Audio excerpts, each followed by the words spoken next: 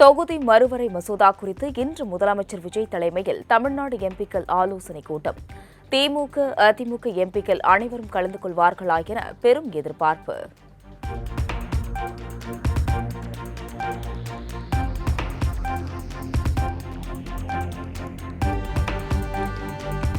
இன்று நடைபெறும் தொகுதி மறுவரை தொடர்பான எம்பிக்கள் கூட்டத்தில் திமுக பங்கேற்க வேண்டும். தொகுதி மறுசீரமைப்பு, மேகதாது போன்ற பிரச்சினைகளில் அனைத்து கட்சிகளும் ஒன்றிணைய வேண்டும் என விசிக தலைவர் திருமாவளவன் வலியுறுத்தல். ஆறுதல் அளிக்கிறது. நடைபெறும் இந்த கூட்டத்தில் விடுதலை சிறுத்தைகள் கட்சியின் சார்பில் நானும் தோழர் ரவிக்குமார் அவர்களும் பங்கேற்க உள்ளோம்.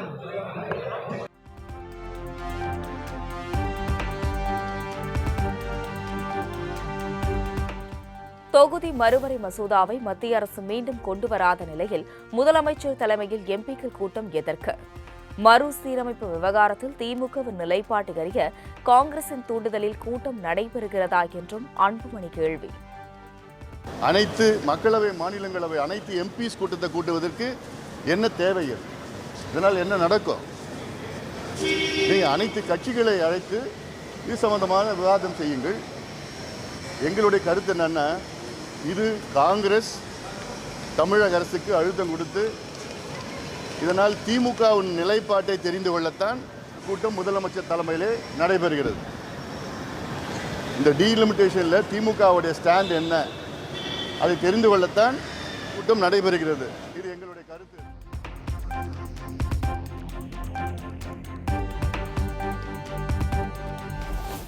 பன்னிரண்டாவது தேசிய கைத்தறி நாள் விழாவில் ஹேண்டெக்ஸ் 2026 கைத்தறி கண்காட்சி மற்றும் வெற்றித்தறி விற்பனையகத்தை தொடங்கி வைத்தார் முதலமைச்சர் விஜய். சிறந்த வடிவமைப்பாளர்கள் 11 பேருக்கு விருதுகள், பாராட்டு சான்றிதழ்களுடன் 22,25,000 ரூபாய்க்கான காசோலைகளை வழங்கி கௌரவித்தார்.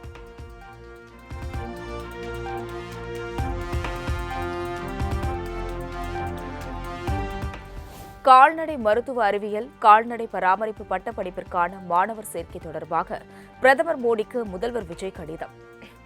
+2 தேர்வில் பெறும் மதிப்பெண்களின் அடிப்படையிலேயே மாணவர் சேர்க்கை நடைபெற வேண்டும் என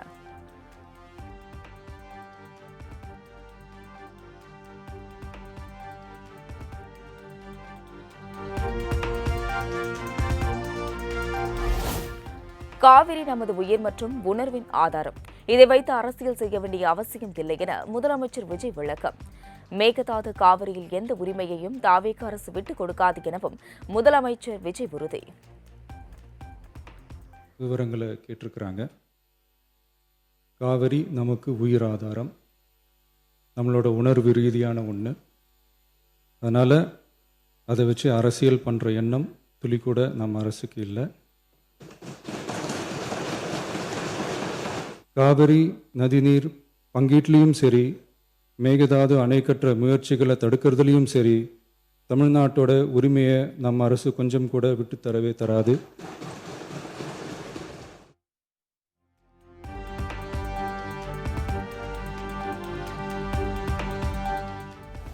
பகை நாடுகளே பிரச்சினையை பேசி தீர்க்கிறார்கள், பக்கத்து மாநிலத்தில் பேசி தீர்த்தால் என்ன என்று நினைத்தேன். அதற்காக எந்த அவமானத்தையும் சந்திக்க தயாராக இருந்ததாகவும் கர்நாடக பயணம் குறித்த கேள்விக்கு முதலமைச்சர் பதில். நாம் பெங்களூர் போக நினச்சதை பற்றி பல ஒப்பீனியன்ஸ் வந்துச்சு. நாம் போக நினச்சதுக்கு காரணம், ஒருவேளை இந்த பிரச்சனை தீர்க்கறதுக்கான ஒரு பாசிட்டிவ் சைன் கிடைச்சா நல்லா இருக்குமேன்னு ஒரு எண்ணத்தில் தான்.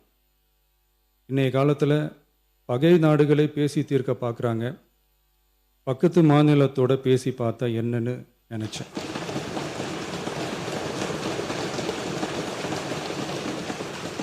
அதனால தான் அப்படி ஒரு அட்டெம்ப்ட் எடுக்க நான் ட்ரை பண்ணோம்.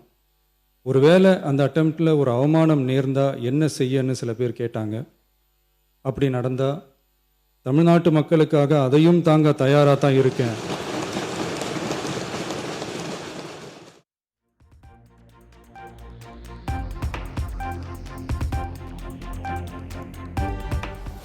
மேகதாதுவில் அணை கட்ட கர்நாடக அரசு வேகம் காட்டுவது போல் அதை தடுக்க தமிழக அரசும் வேகம் காட்ட வேண்டும். கர்நாடக அரசின் நடவடிக்கைகளை சுட்டிக்காட்டி சட்டமன்றத்தில் எதிர்க்கட்சித் தலைவர் உதயநிதி பேச்சு. தாவேக அரசு அமைஞ்சதிலிருந்து மேகதாது அணை கட்டுறதில் இதுவரை காட்டாத ஒரு வேகத்தையும் தீவிரத்தையும் இன்றைக்கு கர்நாடக அரசு காட்டி வருகின்றது. நான் கேட்பதெல்லாம் ஒன்று தான். நாங்கள் தொடர்ந்து அனைத்து கட்சி கூட்டத்தை கூட்ட வேண்டும் என்று கேட்டுக்கொள்கின்றேன். காவிரியில் இந்த பிரச்சனையை தீர்ப்பதற்காக கர்நாடக அரசு தொடர்ந்து அனைத்து கட்சி கூட்டத்தை கூட்டிகிட்டு இருக்கிறாங்க. அங்கே இருக்கிறவங்க எல்லாருடைய கருத்துக்களையும் கேட்குறாங்க. ஏன் தமிழக அரசு அனைத்து கட்சி கூட்டத்தை கூட்டுவதை தவிர்க்கின்றது என்பதுதான் எங்களுடைய கேள்வி.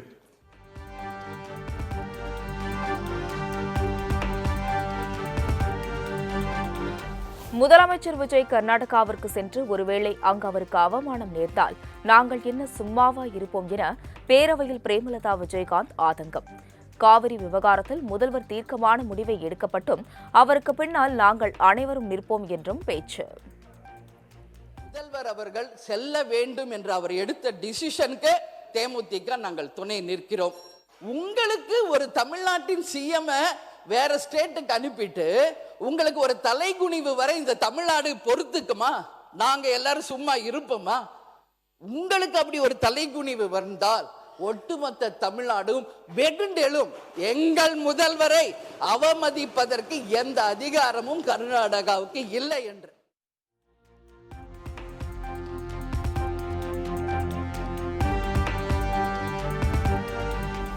விவசாயிகளுக்கான குறுவை சாகுபடி நிவாரணத் தொகை ஏற்கனவே கொடுத்து முடித்துவிட்டோம் என முதலமைச்சர் விஜய் பதில். அரசியலே தாங்கள்தான் என கூறுபவர்களுக்கு இது எப்படி தெரியாமல் போனது எனவும் விமர்சனம். விவசாய அமைச்சர் அவர்கள் தருவார். அப்புறம் இந்த குறுவை சாகுபடிக்கு அந்த நிவாரண தொகுப்பு பற்றி எதிர்க்கட்சியிலேருந்து கேட்டிருந்தாங்க. அந்த குறுவை சாகுபடிக்கு அந்த நிவாரணம் ஏற்கனவே கொடுத்தாச்சு, வழங்கியாச்சு. இது அரசியலே நாங்கள் தான் அப்படின்னு சொல்லிக்கிறவங்களுக்கு இது எப்படி தெரியாமல் போச்சுன்னு எனக்கு தெரியல.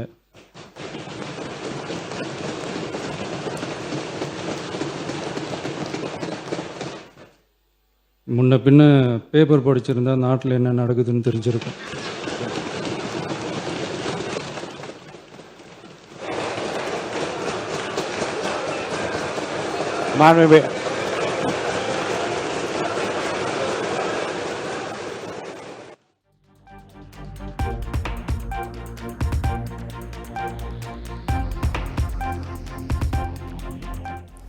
மேகதாது விவகாரத்தில் அனைத்து கட்சி கூட்டத்தை கூட்டி அனைவரது கருத்துக்களையும் கேட்க வேண்டும் என இபிஎஸ் வலியுறுத்தல்.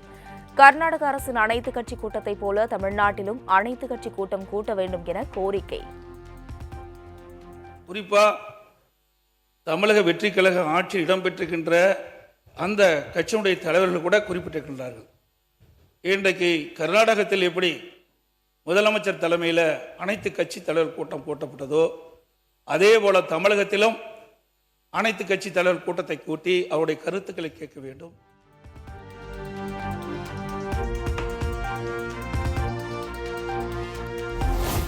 அனைத்து கட்சி கூட்டத்தை கூட்ட தாவேகா அரசுக்கு எந்த தயக்கமோ பயமோ இல்லை. எதிர்க்கட்சித் தலைவர் உதயநிதிக்கு சட்டப்பேரவையில் அமைச்சர் நிர்மல்குமார் பதில். அனைத்து கட்சிகளுடன் சேர்ந்து ஒருமித்த கருத்தாக தான் நம்ம தீர்மானம் நிறைவேற்றணும்.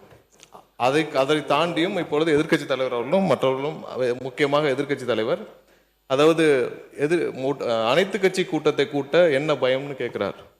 3 வருடங்களாக யாரை பார்த்தும் பயப்படாத எங்களுடைய தலைவர் இதுவரை எந்த பயமும் யாரை பார்த்தும் எந்த விதத்திலும் பயந்தது கிடையாது.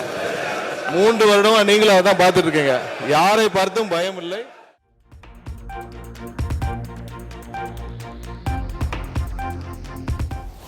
மேகதாது விவகாரத்தில் திமுக ஆட்சியில் போடப்பட்ட மனு 3 முறை உச்சநீதிமன்றம் தள்ளுபடி செய்தது ஏன்?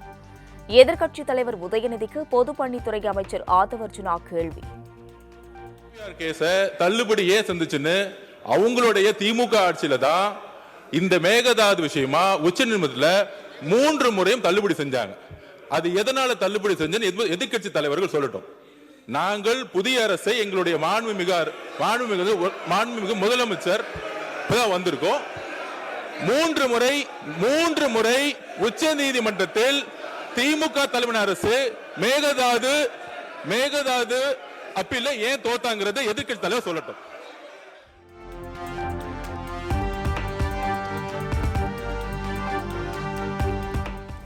நிதி பகிர்வு தொடர்பாக பேரவையில் தனி தீர்மானம் கொண்டு வந்தார் நிதியமைச்சர் மரிய வில்சன். திமுக, அதிமுக உள்ளிட்ட அனைத்து கட்சி ஆதரவோடு தீர்மானம் நிறைவேற்றம். கூட்டாட்சி கொள்கைகளுக்கும் ஏற்ப தமிழ்நாட்டுக்கு உரிய நிதி பகிர்வு வழங்கப்பட வேண்டும் என்பதையும், எதிர்கால வரி பகிர்வு ஏற்பாடுகளில் முன்னேற்றம் கண்ட மாநிலங்களின் நியாயமான நலன்களும் உரிய அங்கீகாரம் வழங்கப்பட வேண்டும் என்பதை மட்டும் வலியுறுத்துகிறது. நிதிசார் கூட்டாட்சியின் அரசியலமைப்பு சட்டக் கொள்கையின் அடிப்படையில் தமிழ்நாட்டின் நியாயமான நிதி நலன்களை பாதுகாப்பதற்கான மக்களின் ஒருமைந்த குரலை இந்த தீர்மானம் பிரதிபலிக்கிறது. மாண்புமிகு நிதி திட்டம் மற்றும் வளர்ச்சித்துறை அமைச்சர்களின் தீர்மான பேரவையின் முடிவு கூட்டப்படுகிறது. ஏற்போர் ஆம் என்க, மறுப்போர் இல்லை என்க. மறுப்போரே இல்லை என்று கருதுகிறேன். மறுப்போரே இல்லை. தீர்மானம் ஒருமனதாக நிறைவேறியது.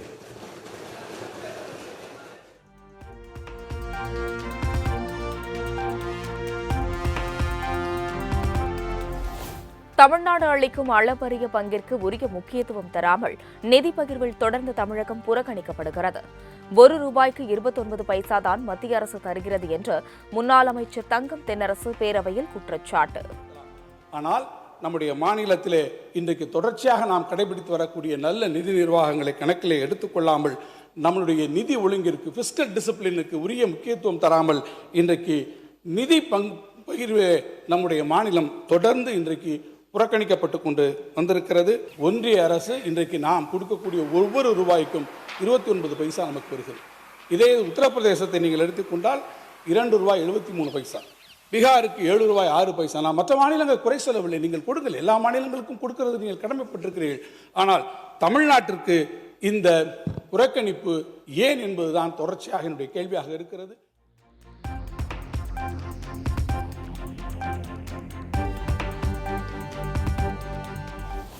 நிதி பகிர்வு தொடர்பாக தாவேக்கு கொண்டு வந்த தனி தீர்மானத்திற்கு அதிமுக ஆதரவு. சட்டமன்றத்தில் தீர்மானத்தை ஆதரித்து இபிஎஸ் பேச்சு. மத்திய நிதிக்குழு அமைக்கும் போது அவற்றின் எல்லை வரம்பை மாற்றி அமைத்து தமிழ்நாடு போன்ற வளர்ந்த மாநிலங்கள் பாதிக்காத அளவு நிதி பகிர்வு இருக்க வேண்டும் என்று நாங்கள் தொடர்ந்து மத்திய அரசை வலியுறுத்தி வந்தோம். தமிழ்நாடு அரசு கொண்டு வந்த இந்த தனி தீர்மானத்தை அனைத்து இந்திய அண்ணா திராவிட முன்னேற்ற கழகத்தின் சார்பாக முழு மனதுடன் ஆதரிக்கின்றோம்.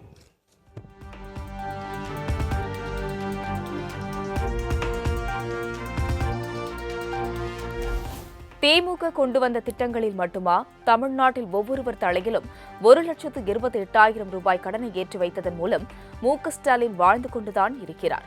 திமுக கொண்டு வந்த திட்டங்களில் பலனடைந்த மக்கள் மனங்களில் மு.க.ஸ்டாலின் இன்னும் வாழ்ந்து கொண்டிருக்கிறார் என்ற ரகுபதி கருத்திற்கு பதிலடி. அவங்க தலைவரை எங்கே தேடுவோன்னு சொல்லியிருக்கிறாங்க, எங்கே கண்டுபிடிப்போம்னு சொல்லியிருக்காங்க, எங்கே பார்க்க முடியும்னு சொல்லியிருக்காங்க. மகள் உரிமை தொகையை பற்றி நீங்கள் கேட்டிங்கன்னா தலைவர் நேம் தான் வரும்னு சொல்லியிருக்கீங்க. ஏன் இன்னும் அடிஷ்னலாக ஒன்று நீங்கள் மிஸ் பண்ணிட்டீங்க.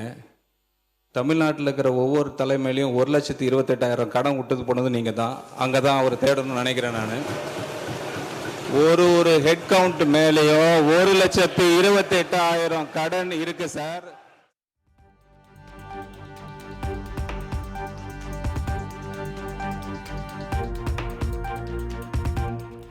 ஆதாரம் இல்லாமல் கமிஷன் வாங்குவதாக பொய்யான குற்றச்சாட்டை கூறக்கூடாது என அமைச்சர் ஆனந்த் கண்டிப்பு.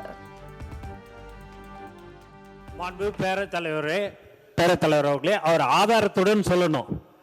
அது பழைய காலம். அது இந்த காலத்துல ₹1 நாங்க வாங்கணும்னா இந்த இடத்துல நாங்க எங்களை உட்கார வைக்க மாட்டார் எங்களுடைய முதலமைச்சர்.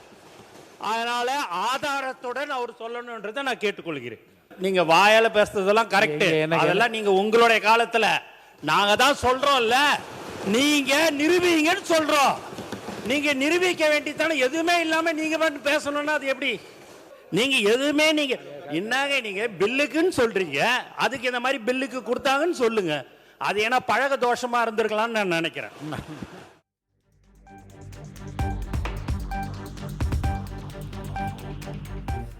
லஞ்சம் கமிஷன் வாங்கியது தெரிந்தால் எம்எல்ஏக்கள், அமைச்சர்கள் பதவியில் இருக்க முதலமைச்சர் அனுமதிக்க மாட்டார் என அமைச்சர் ஆதவர்ஜுனா பதில்.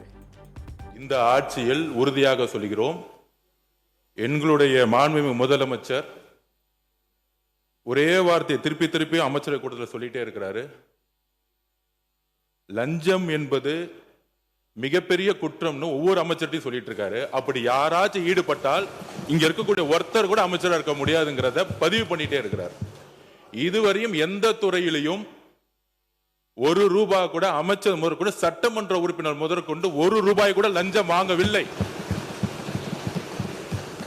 பார்ட்டி ஃபண்ட் இன்னும் கலெக்ஷன் பண்ணப்படல, எம்எல்ஏ ஃபண்ட் இன்னும் கலெக்ஷன் பண்ணப்படல, அமைச்சர் ஃபண்ட் கலெக்ஷன் பண்ணப்படல. 60 வருஷ வரலாற்றை தூக்கி எறிஞ்சிருக்கிறார் முதல் முறையில். அதை இங்க பதிவு பண்றோம்.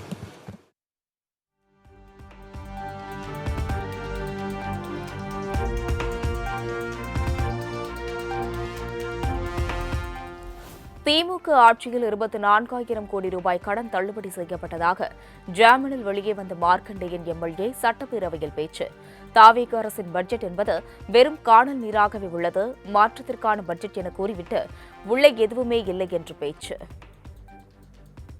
முத்துவேல் கருணாநிதி ஸ்டாலின் என்ற மகா புருஷனை, அந்த அவதார புருஷரை யாராலும் எந்த இடத்திலும் தேட முடியாத அளவிற்கு மாண்புமிகு மரியாதைக்குரிய நம்முடைய முதல்வர் அவர்கள் இந்த நாட்டில் எந்த திட்டங்களில் பார்த்தாலும் உலகத் தலைவருக்கு ஒப்பான முத்துவேல் கருணாநிதியை எங்கும் தேட வேண்டாம், அவர் எல்லா இடத்திலையும் இருப்பார் என்பதை.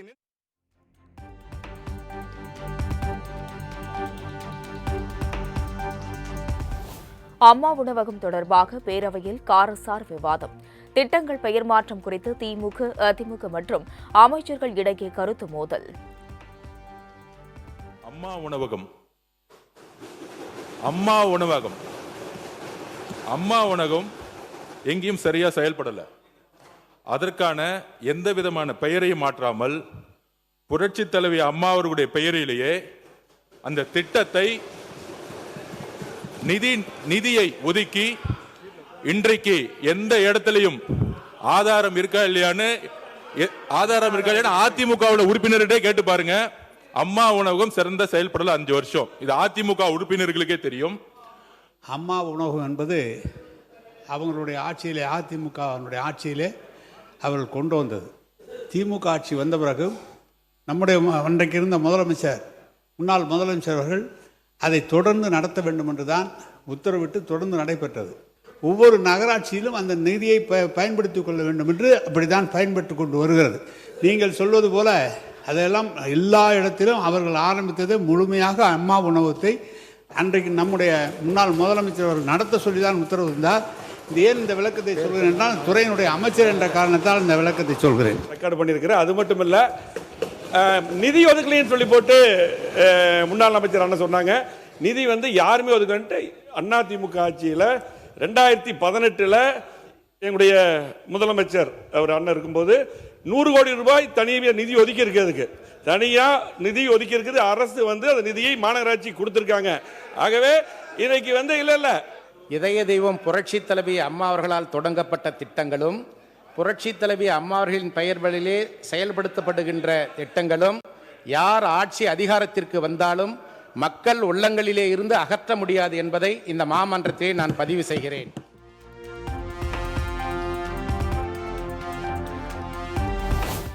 பாவேந்தர் பாரதிதாசனின் கொலை வாழினை எழுடா மிகு கொடியோர் செயல் அறவே என்ற வரிகளை குறிப்பிட்டு தமிழக அரசை விமர்சித்த திமுக எம்எல்ஏ மார்க்கண்டேயன் பேச்சுக்கு பாரதிதாசனின் ஓடுபர் இருக்கும் வரை என்ற பாடல் வரிகள் மூலமே பதிலடி கொடுத்த அமைச்சர் ஆதவர்ஜுனா. எங்களுடைய மாண்புமிகு முதலமைச்சருடைய ஆட்சி 2026க்கு வருவதற்கு முன்பு அதே பாரதிதாசன் கவிதைகள் வரியில் எங்களுடைய பிரச்சாரம் இருந்தது. ஓடப்பனாய் இருக்கும் ஏழையப்பன் உதயப்பன் ஆகிவிட்டால் ஓர் நொடிக்குள் ஓடப்பன் உயரப்பன் எல்லாம் நிலை மாறி ஒப்பப்பர் ஆகிவிடுவார். இதுதான் எங்களுடைய ஆட்சி.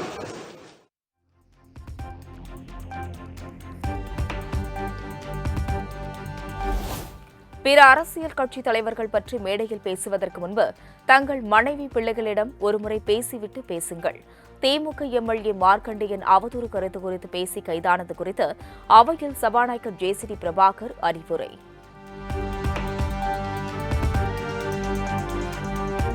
டாஸ்மாக் கடைகளில் மது வாங்க ஆன்லைனில் முன்பதிவு செய்யும் நடைமுறை அமலாகியுள்ளதாக அமைச்சர் விக்னேஷ் தகவல்.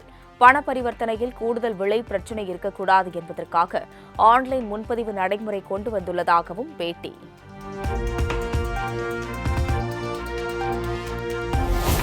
8 வழக்கறிஞர்கள் 7 மாவட்ட நீதிபதிகள் என 15 பேரை உயர்நீதிமன்ற நீதிபதிகளாக நியமித்து குடியரசுத் தலைவர் திரௌபதி முர்மு உத்தரவு. சென்னை உயர்நீதிமன்ற நீதிபதிகளின் எண்ணிக்கை 66ஆக உயர்ந்து காலியிடங்களின் எண்ணிக்கை 9ஆக குறைந்தது.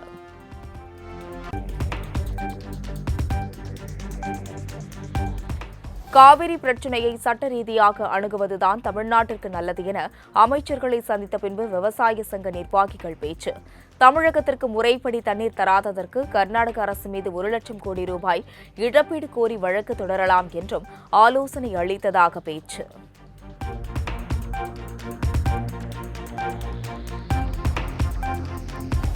காவிரி பிரச்சினையில் அனைத்து அரசியல் கட்சி கூட்டத்தை கூட்டுவதற்கு முதலமைச்சர் ஏன் பயப்பட வேண்டும்?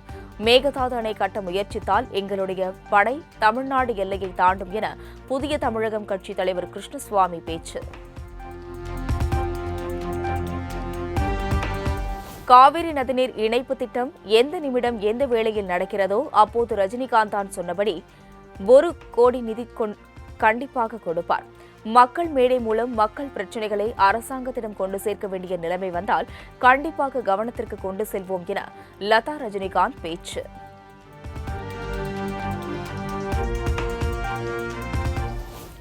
வருவாய் மற்றும் பேரிடர் மேலாண்மைத்துறை முதன்மை செயலாளர் பிரகாஷ் IAS ஆவண காப்பகம் மற்றும் வரலாற்று ஆராய்ச்சித்துறை முதன்மை செயலாளராக நியமனம். ஆவண காப்பகம் மற்றும் வரலாற்று ஆராய்ச்சித்துறை ஆணையர் மலர்விழி IAS வருவாய் மற்றும் பேரிடர் மேலாண்மைத்துறை கூடுதல் ஆணையராக மாற்றம்.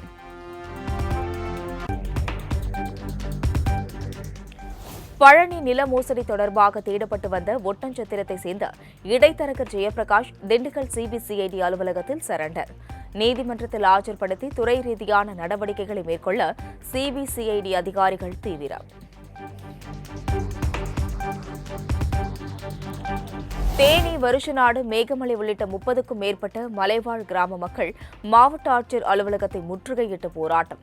வனத்துறையினரை கண்டித்து மலைவாழ் மக்கள், வணிக சங்கத்தினர் மற்றும் அரசியல் கட்சியினர் உட்பட ஆயிரக்கணக்கானோர் பங்கேற்பு.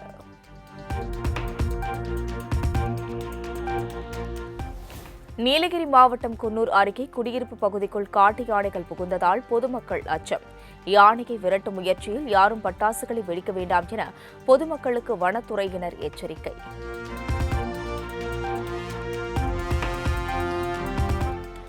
திருவள்ளூர் அருகே உயிர் நண்பனை கூட்டாளியுடன் சேர்ந்து கடத்தி சென்று சரமாரியாக வெட்டி கொலை செய்த இளைஞர். கொலையாளி மற்றும் கூட்டாளி ஆகிய இருவர் சரணடைந்த நிலையில் மேலும் ஒருவருக்கு போலீசார் வலைவீச்சு.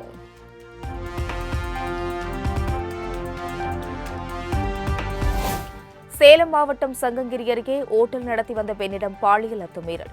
5 லட்சம் ரூபாய் கடனாக கொடுப்பது போல கொடுத்துவிட்டு அடிக்கடி ஆபாச வீடியோவை காட்டி உறவுக்கு அழைத்ததாக பாதிக்கப்பட்ட பெண் கண்ணீருடன் புகார்.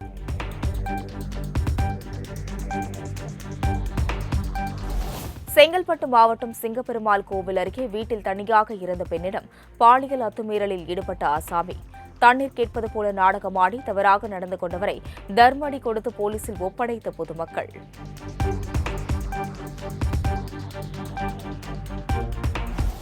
ராமநாதபுரம் மாவட்டம் கமுதி அருகே தனியார் லாட்ஜில் நள்ளிரவின் போது பெட்ரோல் குண்டு வீசிய மர்ம நபர்கள்.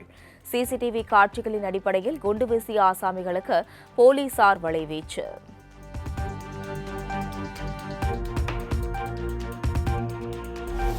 நெல்லை மாவட்டம் காரையாறு சொரிமுத்தையனார் கோவிலில் ஆடி அமாவாசையை முன்னிட்டு விழாவிற்கான ஏற்பாடுகள் தீவிரம். பக்தர்களுக்கான அடிப்படை வசதிகள் குறித்து மாவட்ட SP உள்ளிட்ட காவல்துறை அதிகாரிகள் கோவிலில் நேரில் ஆய்வு.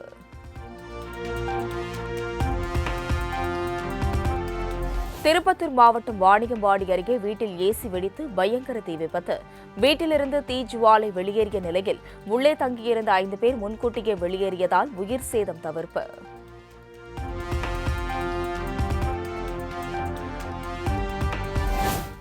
பழனி 100 கோடி மடம் நில மோசடி பத்திரப்பதிவு வழக்கு தொடர்பாக முருகதாஸ், அன்வர்தீன் மற்றும் சேதுபதி ஆகியோரின் ஜாமீன் மனு தள்ளுபடி. CBCID விசாரணைக்கு பின்பு ஜாமீன் மறுக்கப்பட்ட மூவரும் மீண்டும் மதுரை சிறையில் அடைப்பு.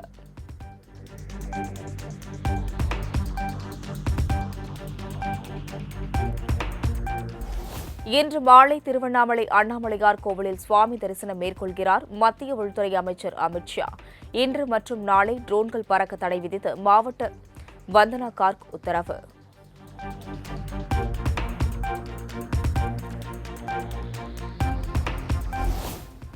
டெல்லியில் கடந்த சில தினங்களாக பெய்து வரும் கனமழை காரணமாக சாலைகளில் பெருக்கெடுத்து ஓடும் வெள்ளம், இடுப்பளவு தண்ணீர் தேங்கியுள்ளதால் மக்களின் இயல்பு வாழ்க்கை பாதிப்பு.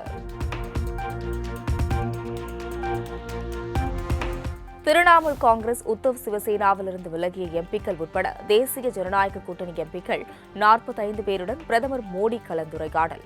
நாடாளுமன்றத்தில் கோபமாக பேசவோ ஆத்திரத்தில் கத்தவோ தேவையில்லை என அறிவுறுத்தல்.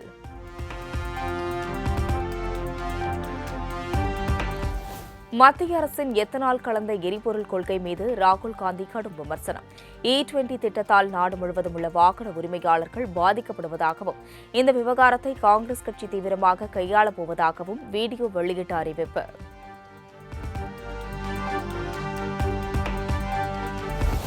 இந்தியா இறக்குமதி செய்யும் சமையல் எரிவாயுவில் 67% அமெரிக்காவிலிருந்து வருவதாக மத்திய அமைச்சர் ஹர்தீப் சிங் தகவல். ஈரான் போருக்கு முன் இந்தியாவின் சமையல் எரிவாயு இறக்குமதியில் அமெரிக்காவின் பங்களிப்பு 10% இருந்த நிலையில் தற்போது அமெரிக்காவின் பங்களிப்பு 67% அதிகரிப்பு.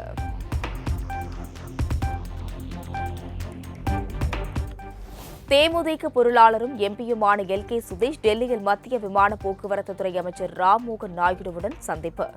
வேலூர் விமான நிலையத்தை விரைவில் பயன்பாட்டிற்கு கொண்டுவர நடவடிக்கை எடுக்க கோரி மனு அளித்ததாக தகவல்.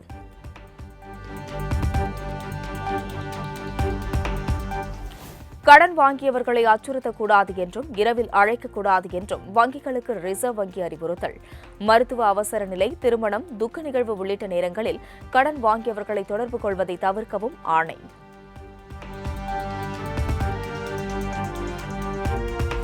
உத்தரப்பிரதேசத்தில் பெய்த கனமழையால் லக்னோ கான்பூர் விரைவு சாலை திறக்கப்பட வெறும் 2 வாரங்களில் கடும் சேதம். அவசரமாக சீரமைக்கும் பணியில் ஈடுபட்ட ஒப்பந்ததாரர்கள் ஆங்காங்கே டேபிள் ஃபேன்கள் வைத்து சாலையில் உலர்த்தும் காணொலி இணையத்தில் வைரல்.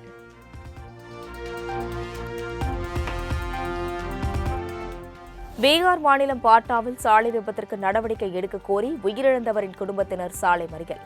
அவர்களுடன் பேச்சுவார்த்தையில் ஈடுபட முயன்ற காவல்துறையினரின் 3 ஜீப்களுக்கு தீ வைத்து எரித்ததால் பரபரப்பு.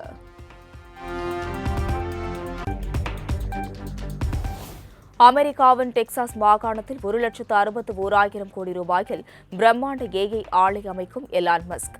டெஸ்லா ரோபோக்கள், ஸ்பேஸ் எக்ஸ் டேட்டா சென்டர்களுக்கு தேவையான சிப்களை தயாரிக்க திட்டம்.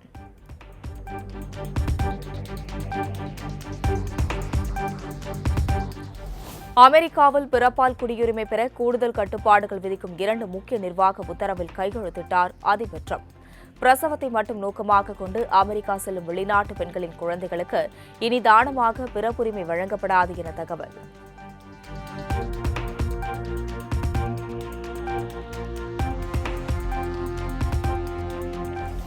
சீனாவின் சிச்சுவான் மாகாணத்தில் தீப்பந்த திருவிழா கோலாகலமாக தொடக்கம்.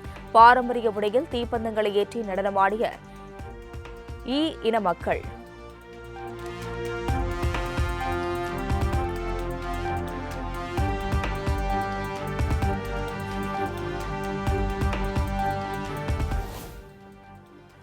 அமெரிக்காவில் நடைபெற்ற செயின்ட் லூயிஸ் கிளப் செஸ் தொடரில் சாம்பியன் பட்டம் வென்றார் இந்திய வீரர் பிரக்ஞானந்தா. ஒரு சுற்று மீதமுள்ள நிலையில் 12 புள்ளிகளுடன் முதலிடம் பிடித்து சாம்பியன் பட்டம் வென்ற அசத்தல்.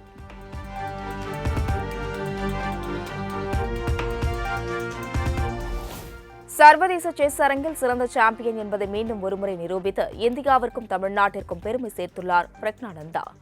அமெரிக்காவில் நடைபெற்ற 2026 Saint Louis rapid and blitz chess போட்டியில் பட்டம் வென்ற பிரக்ஞானந்தாவிற்கு முதலமைச்சர் விஜய் பாராட்டு.